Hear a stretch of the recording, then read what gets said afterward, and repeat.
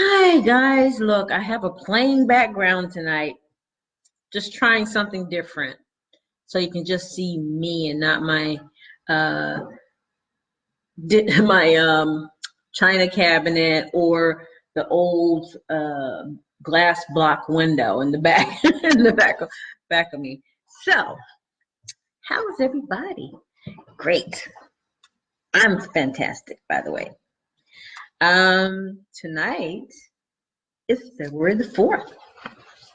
Wow, it's going faster and faster, it seems. Seems like the older I get, the faster it gets. Anyway, so last night we talked about lessons on love, and there was like 10 points that we went over, and I won't go over all of them. I just maybe a couple of them. I want to go over number 8 because I really like that one. When it's right, you feel it in every cell of your being. When it's wrong, you feel that too. Stay in close connection to your heart to know what is true for you. I love that one, don't you? Also, number 3, which is kind of similar, really. I guess that's why I like them, right? You will, without question, experience the kind of love that cracks your heart wide open and sprinkles confetti on the table. But until you decide that nothing less than this is an option, then what? Okay. Now, but you can read it. It's on February 3rd on pages 28 and 29 on the book, and I still have that glare for some reason. There it is. Year of Positive Thinking, Daily Inspiration, Wisdom, and Courage by Cyndie Spiegel. I did remember to put the link for the book in the heading up top, and also put my website on there, which I kind of forgot the little forward slashes, but that's okay. You get the picture. All right, today, choose kindness over righteousness. Now, before you get all up in arms, I'm not talking about righteousness as it pertains to religion. That's something totally different. This is about something else, and I'll show you in a second, just now. All right, I'm going to read it. The need to be right is an unfortunately common feeling in the human experience. The ego wants to be right. The heart wants to be kind. Act from the heart and choose kindness. There is strength in the willingness to gently surrender. When you find yourself face to face in a disagreement, ask yourself these simple questions. Is being right really going to serve me in this moment? Will it fix anything? How can I instead listen with kindness and gently surrender? You may surprise yourself with your ability to choose graciously. Beautiful, right? So righteousness in this case is always wanting to be right. You know, I had some teachers and people, mentors and things tell me, when somebody's talking to you, really, really listen. Don't start thinking of your response before they're finished talking. That kind of ends up with, I need to be right, so I'm going to just tell them my opinion right away. Even though I haven't heard their whole comment, I'm going to tell them what I think. So that's part of that mindset of wanting to be right all the time. And we can't do that all the time. When I told you that this is not about religion, righteousness, but there are in some instances people get caught up in religion. Not in belief, but in religion. So if you think about it, Religion is man-made. Otherwise, there would only be one, right? Because if we're all serving one God, then there would only be one religion. But religion is for people who want to make their rules as far as how they are going to serve whatever God they're serving or whatever entity they're serving, right?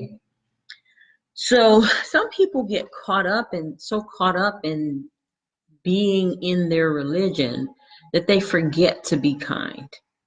I saw this little mini movie about a pastor who did a test on his congregation. He dressed up as a homeless person and sat out in front of his own church and put his hand out and begged and asked people for money and or food or whatever.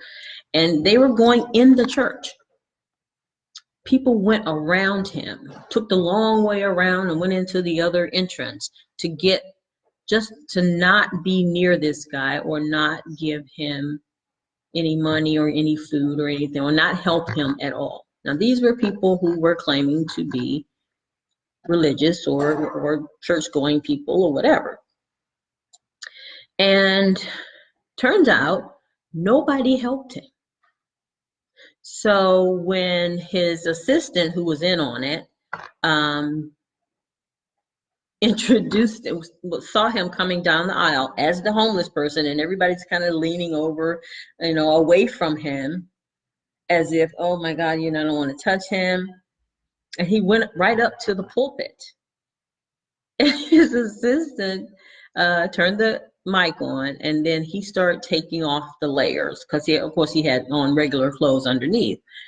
But he started taking off the layers, and they were shocked to realize this homeless person who they had been avoiding was their pastor. The test was, can you be kind? Can you be a Christian to everyone? Not just the people sitting next to you in the church, but to everyone. That kindness factor is part of serving God or the universe or whatever you want to call it, right? So that test showed them their true selves because they were shocked to realize that, wait a minute, I'm calling myself a Christian, but I wasn't kind enough, or I didn't look at this person long enough to see that maybe they needed my help.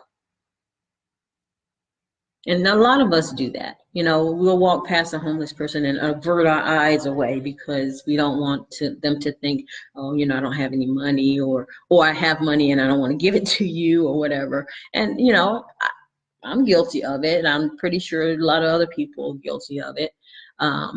But, I've started noticing that about myself. I don't carry cash most of the time. But I started carrying dollar bills so that when these people with these signs on the street, I can just reach out my window. I don't really have to go out there or whatever, but I can reach out my window and hand them $1 or $2. That way, whatever they do with it, they do with it, right? There are some instances where I'm not going to give money, but I'll give food, or I'll take you to get food or whatever. But that's part of being kind and not trying to be right all the time. Oh, well, I know that they're going to go get drugs, or they're going to go get... Not everybody on the street is a drug addict. Not everybody on the street is an alcoholic. Some people are just unfortunate. And so we have to give up being righteous and be kind. Now, another thing that somebody told me, another mentor of mine, is when you're having an argument, or there's an argument ensuing, because I don't really like to argue myself, and you start responding in kind, like not kind, but, being upset and yelling and all that stuff, because that doesn't accomplish anything, right?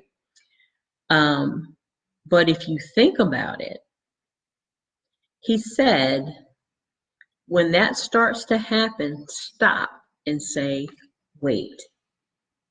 Now, wait in this instance means, why am I talking? It's not accomplishing anything. So why am I talking? Wait. So I started applying that to whenever things got a little heated or whatever with someone. And I just wouldn't say anything. It's like, okay, I'll let them finish whatever their thought, or, have whatever. Now, some people don't like that because they think you're distancing yourself. And actually, I am because I don't like to argue.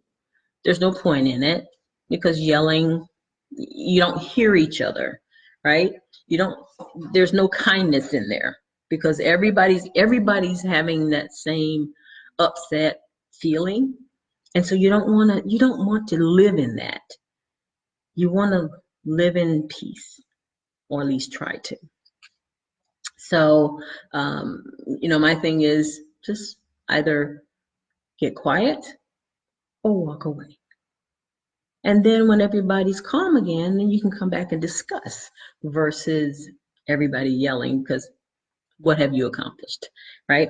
So choose kindness over righteousness, because you don't always have to be right. Everybody wants to be right all the time, right? But we can't.